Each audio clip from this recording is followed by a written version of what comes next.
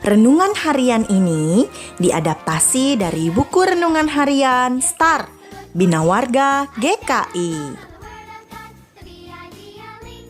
Shalom teman-teman, lilin kecil hari ini diambil dari Hakim-Hakim 3 ayat 7-30.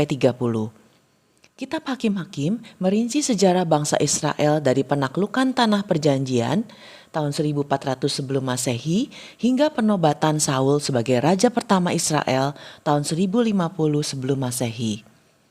Kitab Hakim-Hakim mencakup periode sekitar 350 tahun. Karena Israel tidak memiliki raja selama 350 tahun itu, kitab Hakim-Hakim menceritakan kisah tentang 12 orang yang memimpin Israel selama rentang waktu itu. Para pemimpin ini disebut sebagai hakim. Kadang-kadang hakim adalah komandan militer, kadang-kadang mereka adalah gubernur politik, tetapi ada juga yang bukan keduanya. Bangsa Israel selalu jatuh ke dalam dosa yang sama, yaitu berbuat dosa dan menyembah berhala. Tuhan marah dan menjatuhkan hukuman. Bangsa Israel ditindas oleh bangsa asing dan hidup sangat menderita. Setelah menerima hukuman Tuhan, mereka berteriak minta tolong kepada Tuhan dan bertobat. Tuhan mendengarkan permohonan bangsa Israel dan mengirimkan seorang hakim yang dipilihnya untuk menolong bangsa Israel. Kemudian bangsa Israel hidup damai sampai akhirnya hakim tersebut meninggal dan bangsa Israel kembali berbuat dosa dan menyembah berhala. Berulang kembali melakukan kesalahan yang sama. Dalam lilin kecil hari ini akan diceritakan tentang dua hakim yang maju berperang dan membela bangsa Israel untuk menang perang melawan bangsa Aram dan Moab. Orang Israel melakukan apa yang jahat di mata Tuhan. Mereka melupakan Tuhan Allah mereka dan beribadah kepada para Baal dan para Asyera. 8 tahun Israel takluk kepada Kushan Rishathaim, Raja Aram Mesopotamia. Karena begitu beratnya penderitaan mereka, mereka berseru kepada Tuhan meminta pertolongan. Tuhan mendengarkan seruan mereka dan mengirimkan Otniel sebagai hakim pertama bangsa Israel, berperang dan mengalahkan Raja Aram.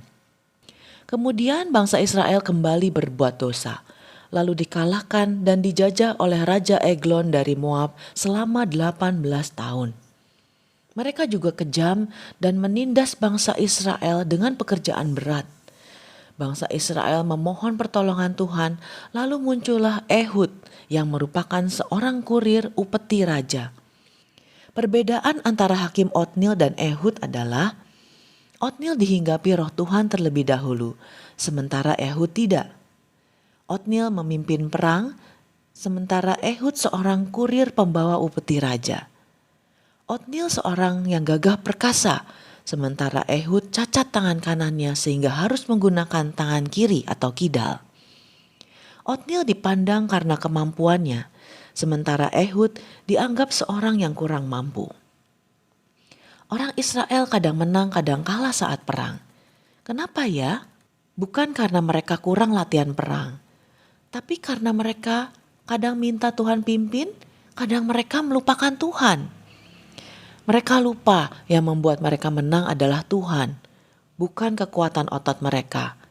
Jadi kalau mereka lupa, mereka kalah ditindas oleh bangsa asing dan dijadikan budak. Teman-teman, apakah kita juga seringkali lupa Tuhan? Saat lupa kepada Tuhan, Tuhan sesungguhnya siap membantu kita. Jadi Tuhan menunggu sampai kita bicara kepadanya.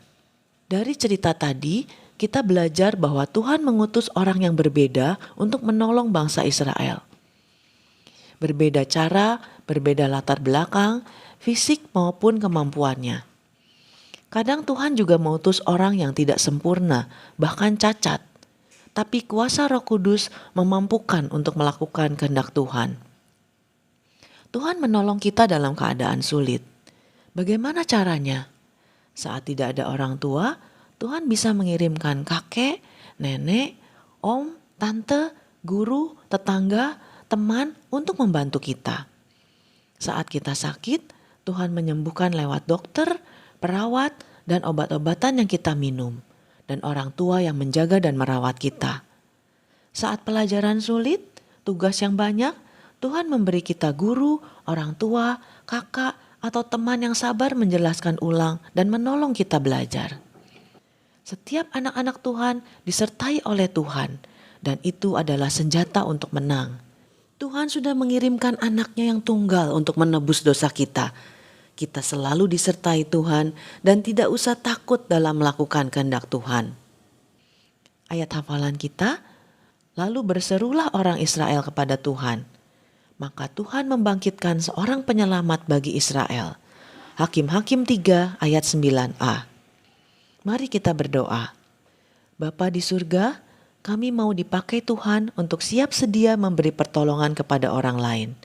Kami percaya dapat melakukan berbagai hal sesuai kehendak Tuhan karena Tuhan menyertai kami. Dalam nama Yesus, amin. Aku percaya pada penyertaan Tuhan dan siap dipakai Tuhan untuk menolong orang lain. Sampai jumpa lagi teman-teman. Tuhan Yesus memberkati.